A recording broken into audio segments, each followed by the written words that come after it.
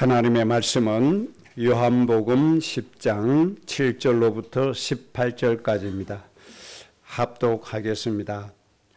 그러므로 예수께서 다시 이르시되 내가 진실로 진실로 너희에게 말하노니 나는 양의 문이라. 나보다 먼저 온 자는 다 절도요 강도니 양들이 듣지 아니하였느니라. 내가 문이니 누구든지 나로 말미암아 들어가면 구원을 받고 또는 들어가며 나오며 꼴을 얻으리라. 도둑이 오는 것은 도둑질하고 죽이고 멸망시키려는 것뿐이요 내가 온 것은 양으로 생명을 얻게 하고 더 풍성히 얻게 하려는 것이라.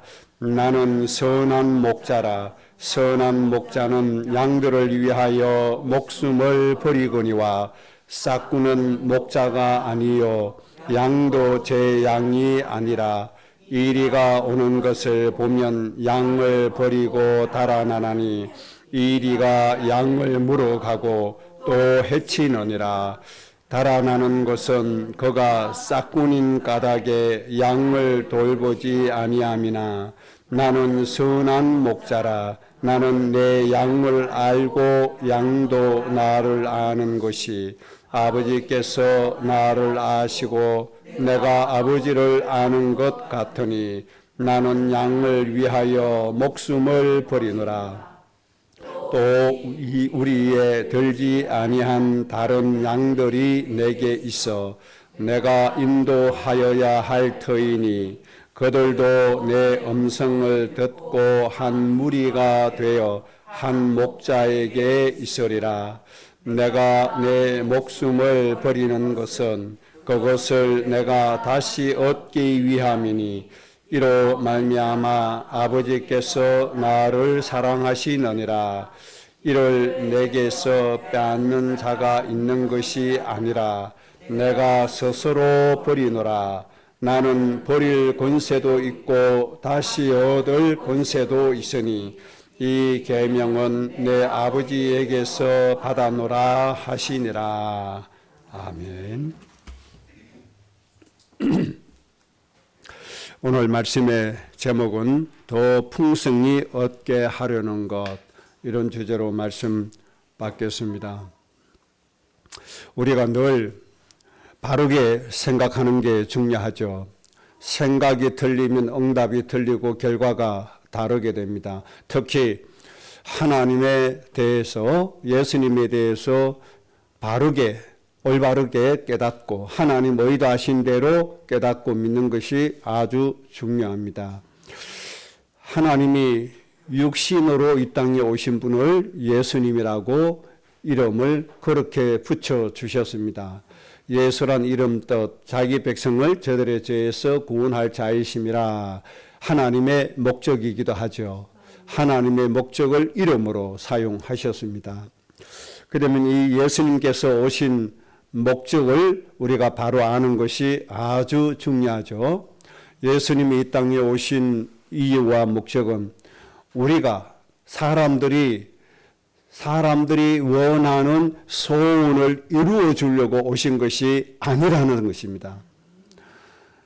사람이 원하는 것을 이루려고 오신 분이 절대로 아님을 아셔야 됩니다. 그래서 우리는 하나님께 내 소원을 이루려고 하나님께 나오면 안 되죠. 아주 중요한 부분입니다. 하나님께서 왜 예수님으로 오셨죠? 그 이유는 단 한 가지입니다. 생명을 구원하시기 위해서입니다. 오직 하나님의 목적은 이거 하나밖에 없습니다. 예수님이 이 땅에 오신 목적, 우리 육신의 소원 이루시려고 오신 거 아닙니다. 사람은 자기 욕심에 의해서 자기의 소원을 이루려고 열심히 쫓아가고 있죠. 이것 때문에 예수님 오신 것이 아닙니다. 예수님은 오직 한 이유입니다. 생명을 살리기 위해서입니다. 저 흑암에 매여 있는 우리를 하나님의 자녀로 살리시는 이 구원의, 영혼 구원의 축복을 주시기 위해서 예수님이 이 땅에 오셨다는 사실을 꼭 기억하셔야 됩니다. 이 목적 외에 다른 것 같이 붙어 있으면 안 됩니다. 이 생명 구원하는 것 외에 다른 것 붙잡으면 그거는 이미 복음에서 이탈되어져 있는 겁니다. 예수님이 이 땅에 오신 목적은 오로지 영혼 구원, 생명 살리는 것. 이것만이 모든 목적임을 꼭 이해를 하셔야 됩니다. 그래서 우리도 하나님 앞에서 이 생각으로 하나님 앞에 나와야 돼요. 생명 살리는 것. 이거 하나 놓고 와야 됩니다. 하나님 이제 내 생명을 살려주셨잖아요. 나를 통해서 천명을 이루시기를 원하시잖아요. 나를 통해서 강국을 이루시기를 원하시잖아요. 바로 이 생명 살리기 위해서 우리가 하나님 앞에 나오는 겁니다. 이 목적이 흐트러지면 안 됩니다. 이 목적을 버리고 육신에 관한 의식주를 목적으로 삼으면 우상이 되는 것이고 육신이 되는 것이고 언젠가는 하나님과 원수가 되어져 버리는 자리에 있게 됩니다. 그리고 우리는 늘 하나님이 이 땅에 오신 목적, 오직 영혼 구원과 생명을 살리는 것만이 하나님의 모든 목적이라는 사실을 꼭 우리는 마음에 담고 있어야 됩니다. 오늘 본문의 말씀은 예수님은 양의 문이다. 비유로 말씀해 주셨습니다. 오늘 본문 말씀을 이해하기 위해서 마태복음 23장 15절의 말씀을 예수님이 하신 말씀을 다시 한 번 더 다른 각도에서 이해하면 쉽게 이해가 되어집니다. 요한복음 10장에 양과 양의 문, 이 비유를 이해하기 위해서는 마태복음 23장 15절 말씀을 꼭 이해를 하시고 깨달으셔야 됩니다. 화 있을진저 외식하는 서기관들과 바리새인들이여 너희는 교인 한 사람을 얻기 위하여 바다와 육지와 두루 다니다가 생기면 너희보다 배나 더 지옥 자식이 되게 하는도다. 이렇게 말씀했습니다. 지금 요한복음 10장에 있는 비유로 말씀하신 대상자도 서기관들이요 바리새인들이요 대제사장들입니다. 예수님께서 그들의 문제를 딱 한마디로 찝어서 말씀해 주셨습니다. 너희가 교인 한 사람을 얻기 위해서 온 육지로 온 바다로 다니고 있다. 그래서 교인을 하나 얻었다. 그런데 결과는 이 교인을 너희보다 더 지옥 자식이 되게 만들어 버렸다. 그 당시에 교회의 지도자들이라고 하는 사람들을 향해서 주님이 하신 말씀이 됩니다. 그래 이 말씀이 어떤 목적이죠? 하나님의 목적을 버렸다 이 말이에요. 하나님의 목적을 붙잡지 않았어요. 그러면 이들이 하나님의 목적을 붙잡지 않고 무엇을 붙잡았다는 것이죠? 분명히 다른 것을 붙잡았다는 겁니다. 그것은 이따가 말씀드리겠습니다. 오늘 말씀을 통해서 크게 두 가지 주제로 말씀드립니다. 첫째는 본문 말씀에서 중요한 메시지 세 가지를 말씀드리고 그 다음에 두 번째 주제는 영혼 구원의 일과 영혼 구원하는 일과 경제의 관계 이것을 말씀을 드리겠습니다. 먼저 본문 말씀의 중요한 메시지 세 가지 첫째는 10장 10절입니다. 생명을 얻게 하고 더 풍성히 얻게 하려는 것이다. 예수님이 양의 무리로 오신 이유는 생명을 얻게 하는 것이 목적이고 더 풍성히 얻게 하려는 것이다. 이게 예수님 오신 목적입니다. 먼저 예수님이 우리를 구원해 주셨습니다. 우리를 통해서 더 풍성히 생명을 얻게 할 것이다. 이 말씀을 주신 겁니다.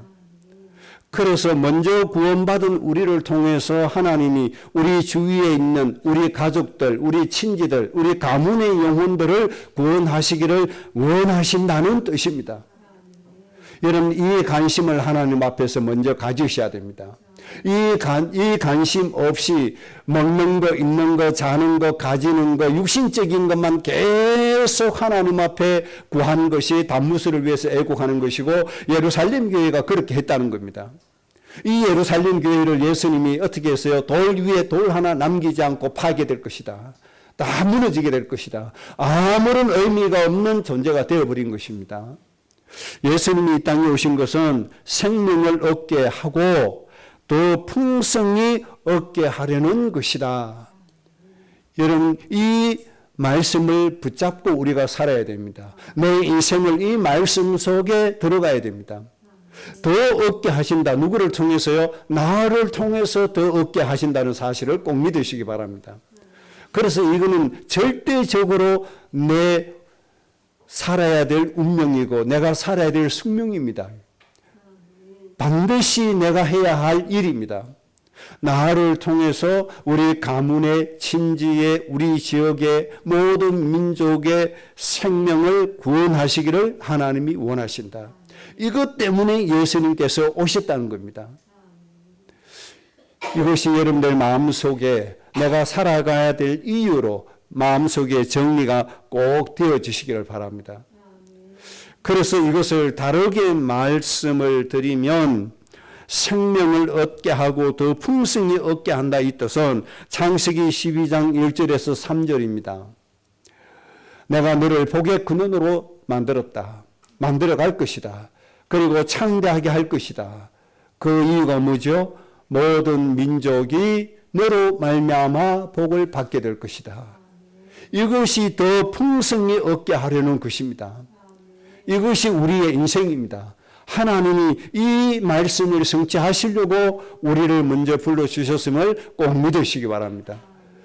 나를 통해서 모든 민족을 복되게 할 만큼 더 풍성히 누리게 할 것이다. 그 말입니다.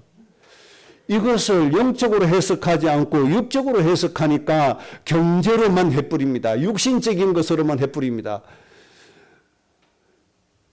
경제가 더 많이 벌어지고 또 더 풍요롭게 사라지고 부가 축적되어지고 더 좋은 집에 살고 더 넓은 집으로 옮겨가고 이렇게 엉뚱하게 육신적으로 해석을 해버립니다. 예수님은 우리의 육신을 위해서 오시지 않았다는 걸 아셔야 돼요. 예수님은 우리의 생명을 위해서 오셨습니다. 예수님은 나를 통해서 모든 민족을 살리시기 위해서 이 땅에 오셨습니다. 더 풍성히 얻게 된다는 것은 경제적인 풍성이 아닙니다. 모든 민족을 복되게 하는 그 축복 성취입니다. 이 사실을 꼭 믿으시기를 바랍니다. 그래서 창세기 26장 4절에 너와 너 자손 때문에 너의 가정 가문 때문에 천하 만민이 복을 받을 것이다. 이것이 더 풍성히 얻게 하려는 것이란 사실입니다. 하나님이 우리를 이렇게 세워주셨음을 아멘으로 화답하시고 받아들이시고 믿으시기 바랍니다. 그래서 내가 무너지면 모든 민족이 무너져요. 내가 하나님의 은혜에 놓치면 모든 민족에게 저주와 재앙이 임하게 되어 있어요. 내가 일어나야 돼요. 내가 축복으로 일어나야 돼요. 그래서 예수님이 베드로 사도를 통해서 뭐라고 말씀했습니까? 너희를 영원한 영광에 들어가게 했다. 영원 구원이 하나님의 영원한 영광입니다. 이걸 위해서 내가 친히 너희를 온전하게 한다. 내가 친히 너희를 강하게 한다.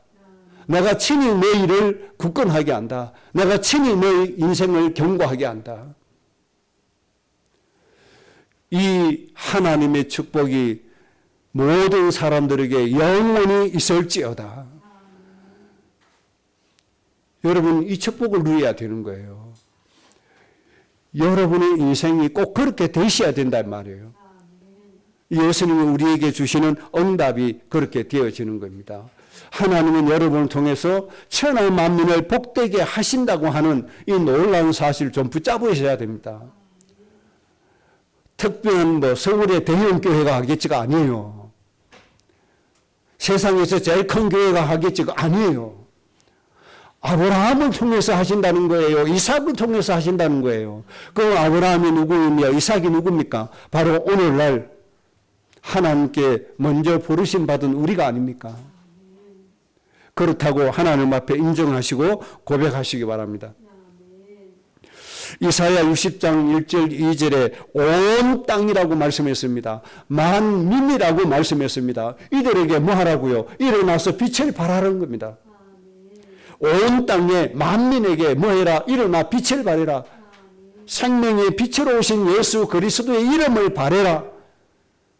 빛으로 오신 예수 그리스도의 이름을 나타내는 사람이 되라.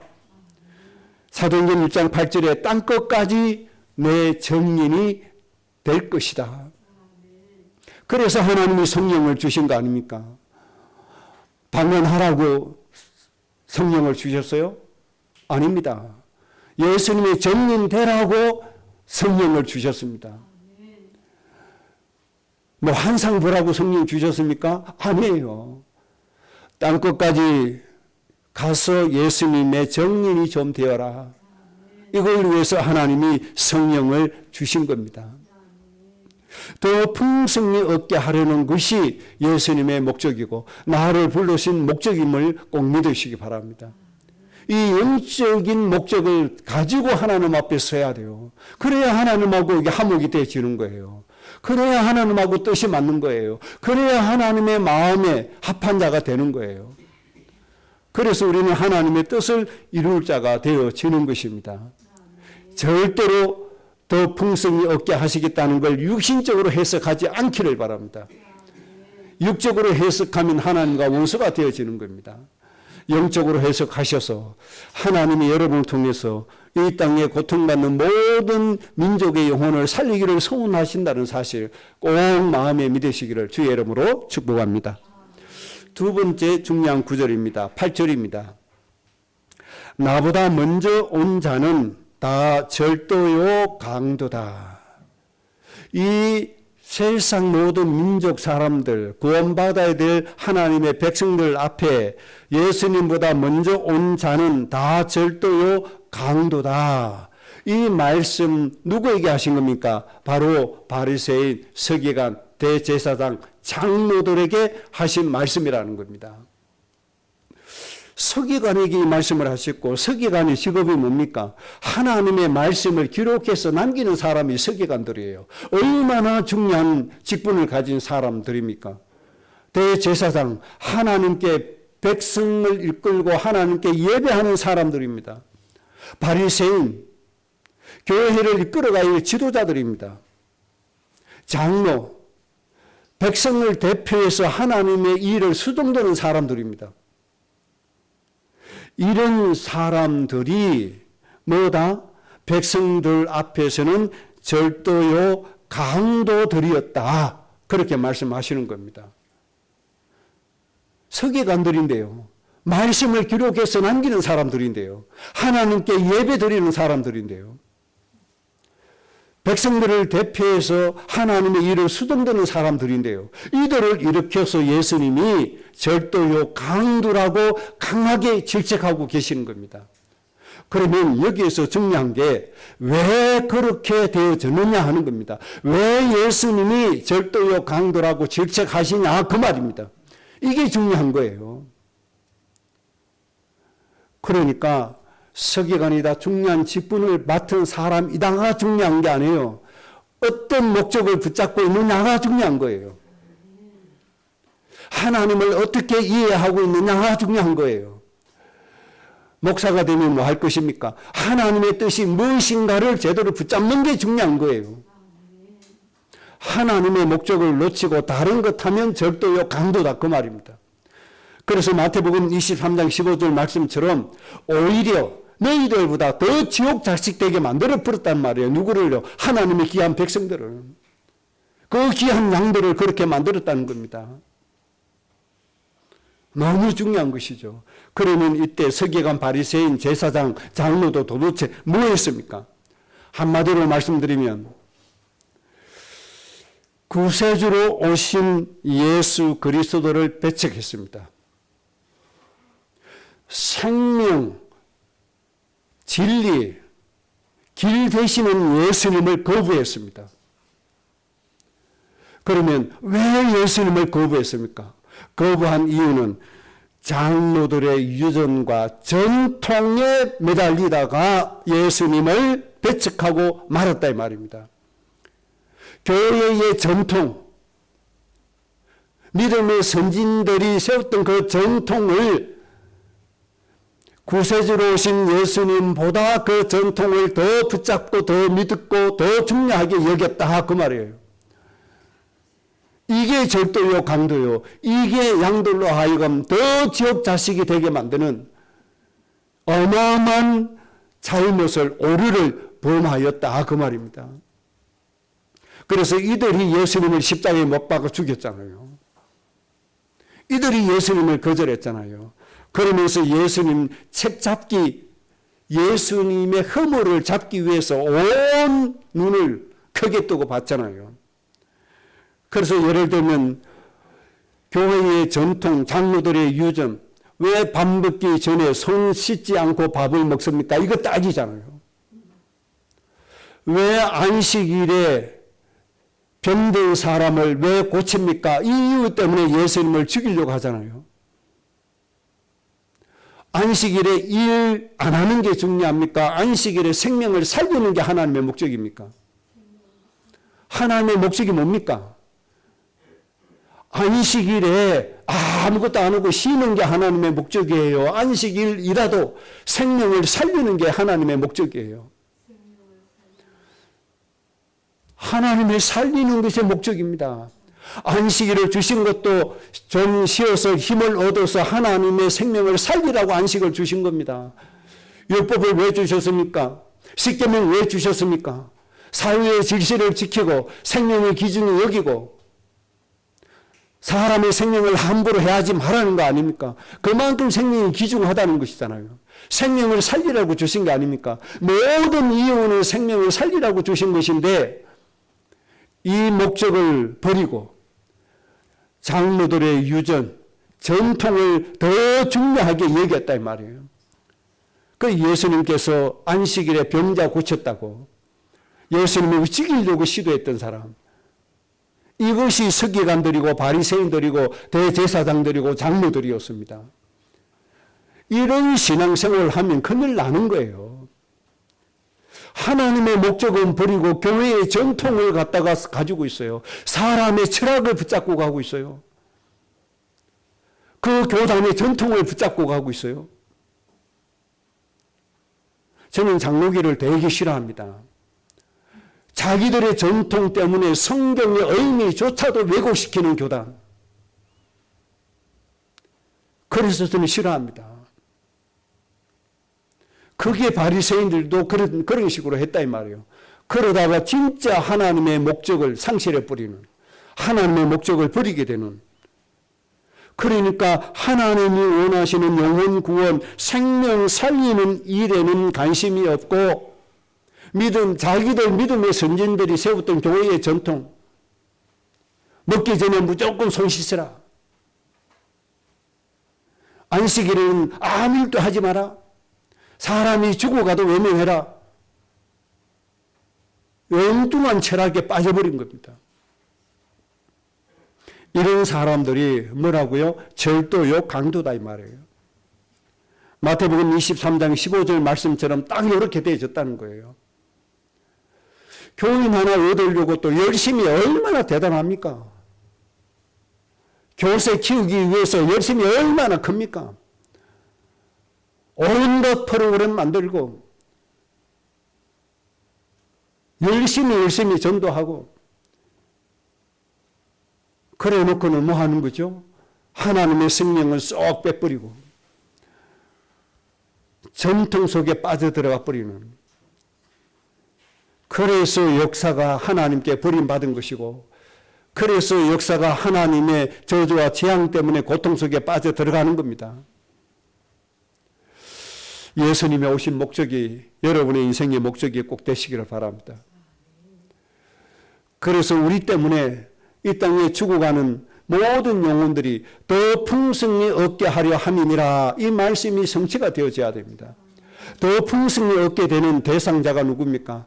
바로 내 남편이요, 내 부모요, 내 자식이요, 내 아내요, 우리 가문의 영혼들부터 시작이 아닙니까?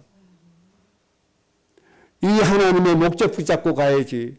이 영혼들에 대해서는 관심이 없고 오로지 의식주를 위해서 하나님께 복을 달라고 기도하면, 예루살렘 교회처럼 그래 가면 하나님이 그 교회에 복을 주시겠습니까? 하나님의 진노의 대상밖에 더 됩니까?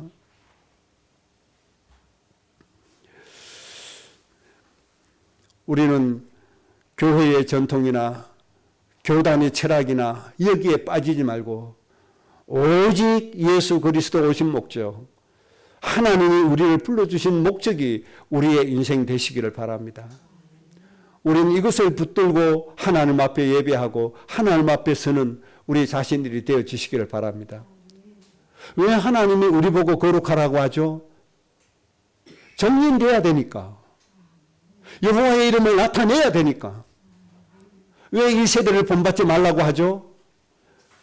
정말 우리가 빛으로서 살아야 사람들이 우리를 보고 예수님을 알고 하나님을 아니까. 그래서 우리의 삶을 어떻게 해야 돼요? 거룩한 삶으로 만들어 가야 된다 이 말이에요. 이 이유가 뭡니까? 오로지 저 죽어가는 사람들에게 생명을 전달하기 위한 것이 목적이에요. 실제로 사람들이 그러잖아요. 난 누구 보기 싫어서 교회 안 가. 누구 보기 싫어서 하나님 안 믿기 싫어. 누구 때문에 나 하나님 안 믿을 거야. 이런 소리 안 들어보셨습니까? 들어보셨잖아요. 오히려 방해가 되어지는 거예요. 방해. 오히려 더 지옥 자식 되게 만드는 거예요. 그래서 하나님이 우리 보고 너희는 거룩하라고 하신 거란 말이에요. 너희는 방탕하지 말라고 하신 거란 말이에요. 새로운 인생을 살아라고 하는 거예요. 새 사람을 입으라고 한 거예요. 뭐와 관계되어 있죠? 생명을 더 풍성히 얻게 하려 함이니라. 이거와 관계되어 있단 말입니다. 여러분의 삶이 진정으로 복된 삶이 되시기를 바랍니다. 그 다음 세 번째 중요한 구절입니다. 10장 18절입니다. 나는 버릴 권세가 있고 다시 얻을 권세가 있다. 예수님이 이렇게 말씀해 주셨습니다. 예수님에게는 버릴 권세도 있고 다시 얻을 권세도 있다. 이렇게 말씀하셨단 말이에요. 이게 아주 중요한 그런 말씀이 됩니다. 그러면 예수님께서 누구는 버리라는 얘기냐? 그래서 분별해서 하나님이 선택해서 선별해서 하나님이 구원해 주신단 말이냐? 그런 말은 절대 아님을 먼저 말씀을 드립니다. 그런 뜻이 절대 아닙니다.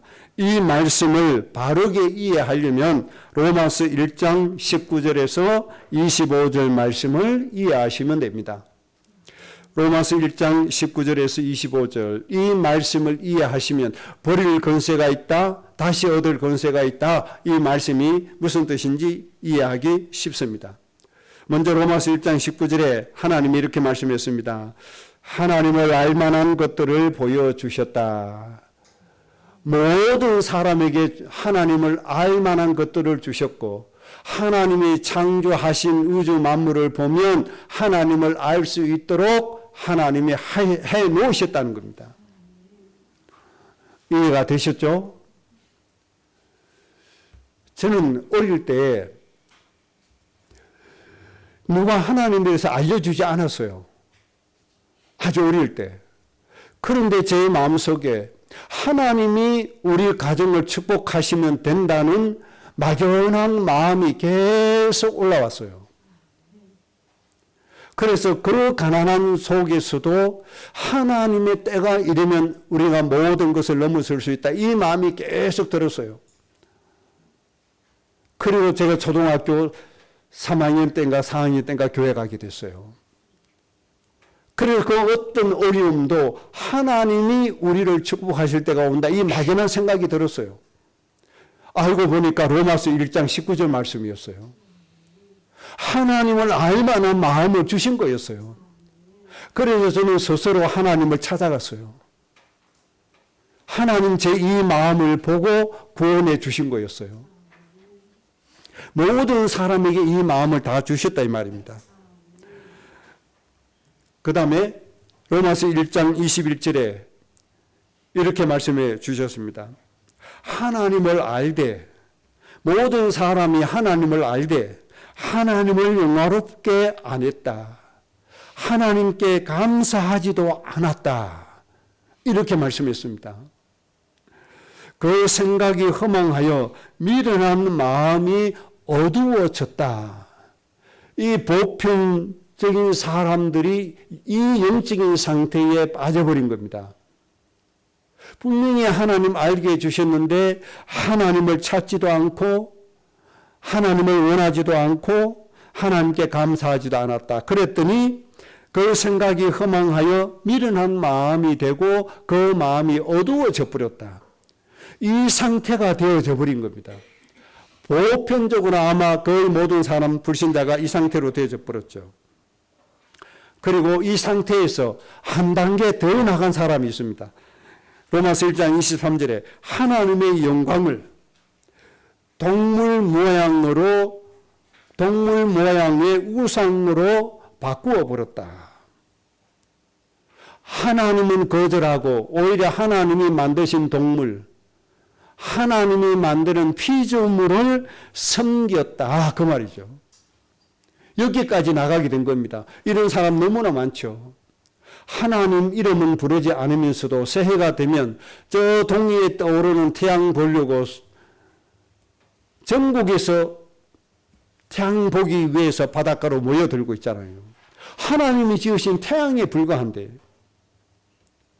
이렇게 되니까 로마서 1장 24절에 그들의 마음을 정욕대로 더러움에 내버려 두었다.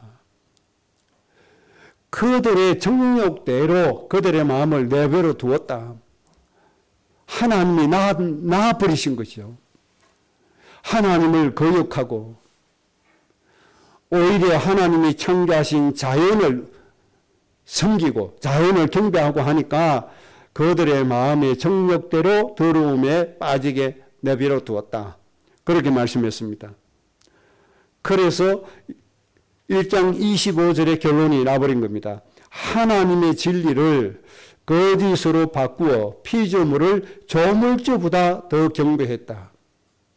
인간이 이렇게 나아가는 거예요. 자, 이 말씀을 놓고 오늘 본문의 말씀을 이해하시면 됩니다. 예수님이 뭐라고 말씀했죠? 마귀에게 져서 빼앗긴 것이 아니다. 이 말씀을 하셨습니다. 예수님이 능력이 약해서 마귀에게 빼앗긴 것이 아닙니다. 인간 스스로 우상을 경배하는 쪽으로 가버렸습니다. 하나님이 놔두었습니다. 왜 그렇습니까?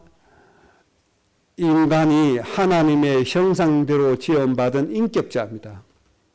인간 스스로 결정을 해야 합니다. 로봇은 조정하는 대로 하지만 인간은 인격체입니다. 인간 스스로 판단하고 결정하고 인간 스스로 하나님 앞에 결정을 해야 하는 겁니다.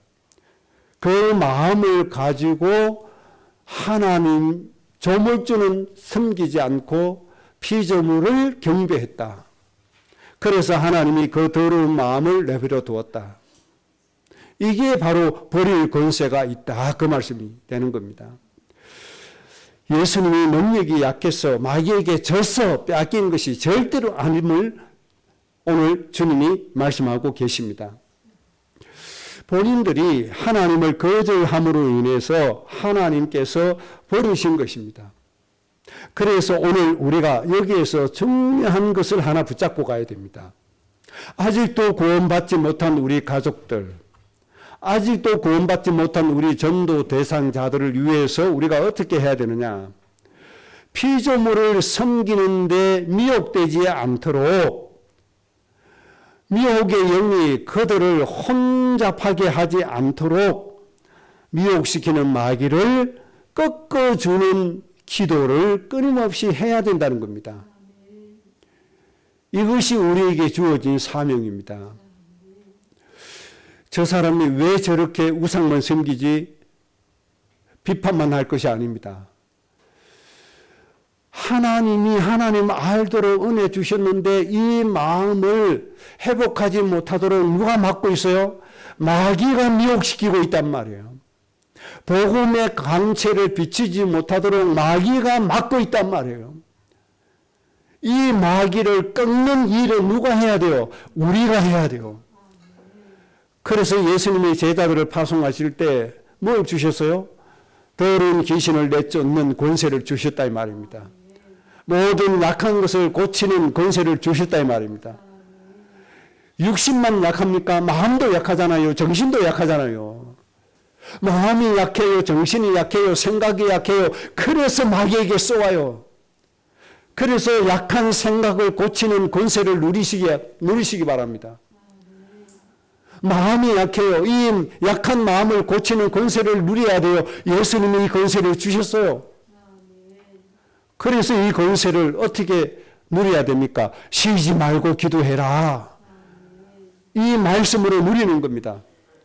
항상 기뻐하라. 왜 기뻐해야 돼요? 내가 기도하는 것 때문에 흑암이 결박되고 우리의 가족이 구원받으니 기뻐해야 돼요? 안 해야 돼요? 기뻐해야 되잖아요. 하나님 이루실 것을 믿고 기뻐하면서 쉬지 않고 기도해야 돼요. 하나님이 내 기도 들어주시니까 감사해요? 안 해요? 감사하잖아요. 오늘 하나님께 감사하는 마음으로 그렇게 해야 된다는 겁니다. 꼭 기도하셔야 됩니다.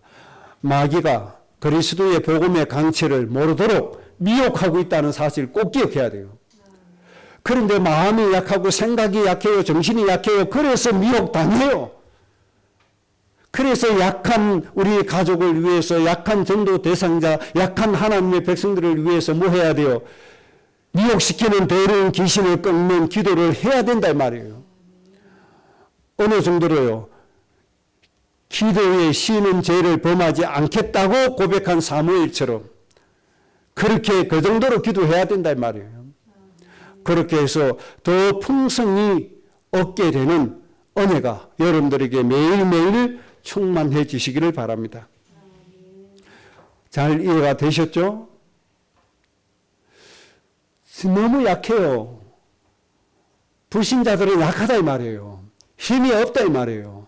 온전하지 못하단 말이에요. 그래서 약한 것을 고치는 권능을 우리가 누려야 돼요. 그 권능을 가지고 약한 모든 가족들, 전도 대상자를 다 고치시기 바랍니다. 그래서 예수님을 구세주로 영접하고 생명을 살릴 수 있도록, 그래서 하나님 소원대로 여러분 때문에 1000명 이상이 살아나고 여러분 때문에 강국이 이루어지는 하나님의 놀라운 나라의 축복이 이 땅에 꼭 이루어지기를 주의 이름으로 축복합니다. 그럼 그게 두 번째입니다. 영혼 구원의 일과 경제의 관계. 영혼 구원하는 것과 물질과의 관계입니다. 길게 설명드릴 것 없이 하나님의 약속의 말씀을 통해서 말씀드릴게요. 창세기 12장 1절 3절 하나님이 창대케 하신다라고 말씀했습니다. 이게 경제입니다. 창대케 된 게 경제입니다. 경제. 아브라함이 가나안 땅에 갔는데 기근이 와서 당장 끼니를 해결할 수 있는 경제가 없었잖아요. 처음에. 그렇지 않습니까? 그랬는데 얼마 지나지 않아 아브라함 가정에 가병 318명이 있었다. 가병이 318명이 있었는데 이 가병이 얼마나 강한지 5 부족의 군사를 꺾었다 이 말입니다. 그 정도로 강한 가병을 가지고 있었어요. 그러니까 이 정도의 가병을 가지고 있었다. 그러면 그 가병 밑에 딸린 식솔이 얼마나 많겠습니까? 수천이 넘잖아요. 매일 수천의 양식을 제공할 정도로 가병을 운영했다. 경제가 있었어요? 없었어요? 하나님이 이런 경제를 주셨다 이 말이에요. 창대케 해 주신다 이 말이에요. 뭐 때문에요? 복의 근원 되라고. 생명을 살리라고 하나님이 이 경제를 주셨다 이 말이에요. 우리가 하나님께로부터 경제 받는 이유가 이렇게 되어져야 돼요. 내가 천명을 살리고 강국을 살리고 모든 민족을 복되게 하고 하나님의 백성을 살릴 사람이니 하나님이 나를 창대케 하시는 경제 원리가 되어져야 된다 이 말이에요. 이렇게 해서 여러분의 후대가 앞으로 저 미국의 록펠러 가문보다도 더 경제를 누리는 가정 되시기를 바랍니다. 이게 경제입니다. 이 경제를 받아야 돼요. 육체의 소욕, 욕심에 의한 경제를 달라 해가지고는 하나님과 원수가 된다 이 말이에요. 그런 경제 말고 복의 근원 되어야 하니 하나님이 창대케 해주시는 경제, 이것을 누리는 저녁이 꼭 되시기 바랍니다. 창세기 26장에는 이삭을 보고 하나님이 뭐라고 말씀했어요? 마침내 거부가 되게 하셨다. 왜요? 천하 만민을 복되게 하는 이삭이니까. 우리는 이 경제 누리는 가정 가문 세워가야 합니다. 우리의 가정 가문이 꼭 이렇게 되시기 바랍니다. 천하 만민을 복되게 하기로 작정하면 어느 날 하나님이 우리를 뭐 되게 하신다? 거부가 되게 하신다는 사실을 믿으시기 바랍니다. 이 경제의 축복 누리는 우리가 되어져야 돼요. 거부되게 하신 이 축복이 천대에 이르기까지 누리게 되는 여러분의 가정 가문 되시기를 주의 이름으로 정말로 축복합니다. 문제는 뭡니까? 천하 만민이 마음이 없는 게 이게 문제잖아요. 천하 만민만 있으면 됩니다. 내가 모든 민족의 아버지 어머니다 이 마음만 있으면 되는 겁니다.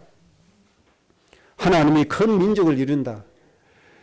큰 민족을 이룬, 여러 민족을 이룬다. 이 정도로 응답 받으려면 경제가 얼마나 큰 경제가 있어야 되겠습니까? 상상할 수 없는 경제의 축복을 주시는 겁니다. 여러분 경제를 여기에서 경제 누리시기 바랍니다. 왕들이 나와진다 이 말이에요. 어마어마한 경제를 움직일 수 있는 사람이 되어진다는 겁니다. 마태복음 6장 33절에 너희는 먼저입니다. 먼저 그의 나라와 의를 구해라. 하나님의 나라는 생명 살리는 것이고 의는 우리의 삶이 되는 겁니다. 삶. 하나님의 백성들의 생명을 살릴 수 있는 삶을 살아라 그 말입니다. 그러면 너희에게 모든 것을 다하여 주시리라. 생명을 살리기 위하여 정의, 공의의 삶을 사는 거예요. 이게 하나님의 나라와 의인 겁니다. 그렇게 하면 모든 것을 너희에게 더하여 주신다. 이것이 경제 원리입니다. 이 경제의 축복을 누리는 여러분들 꼭 되시기를 주의 이름으로 축복합니다. 이사야 60장 5절입니다. 바다의 부가 너에게로 돌아오며 이방 나라들의 재물이 너에게로 올 것이다. 그래서 너희의 인생은 화창한 인생이 될 것이다. 조건이 하나 있어요. 뭐 하면? 일어나 빛을 발하기만 하면 돼요. 일어나 빛을 발하는 사람 되면 하나님이 이런 경제를 주신다 이 말이에요. 여러분 이게 경제입니다. 이게 돈입니다. 이게 물질입니다. 이 경제 누리는 주인공 꼭 되셔야 됩니다. 그래서 백성들을 하나님의 은혜로 이끌기 위해서 하나님께 지혜와 지식을 달라고 일천번제한 솔로몬에게 하나님이 주신 응답 주신 원리를 다시 한 번 더 여러분 인생에 적용시켜 주시기 바랍니다. 솔로몬이 오로지 하나님의 백성 하나 놓고 기도하는데 하나님은 솔로몬에게 구하지도 않은 부를 주셨다. 구하지도 않은 명예를 주셨다. 구하지도 않은 건강 장수를 주셨다. 여러분 이 응답 누리는 주역이 꼭 되시기 바랍니다. 하나님의 축복은 이렇게 되어져야 정상인 겁니다. 그런데 이것은 구하지도 않아도 온다는 게 중요한 겁니다. 구할 필요가 없다는 게 중요한 겁니다. 하나님이 거기에 맞도록 하나님이 모든 것을 다하여 주시는 겁니다. 결론입니다. 여러분의 인생은 생명을 얻되 더 풍성이 없는 여러분의 인생 꼭 되시기 바랍니다. 그래서 여러분의 이름이 저 하늘의 별과 같이 빛나는 여러분의 인생 꼭 되시기를 주의 이름으로 축복합니다. 정말 중요합니다. 우리 교회의 전도의 원리 4가지 꼭 적용시키시기 바랍니다. 쉬지 않고 그 말씀 붙잡고 기도하시기 바랍니다. 그래서 하나님 앞으로 여러분을 통해서 더 풍성하게 수많은 생명을 얻는 응답을 우리에게 주실 줄로 믿습니다. 합심으로 기도하겠습니다. 오늘 말씀 우리 인생에 우리 후대에게 꼭 이루어 주옵소서. 기도하겠습니다.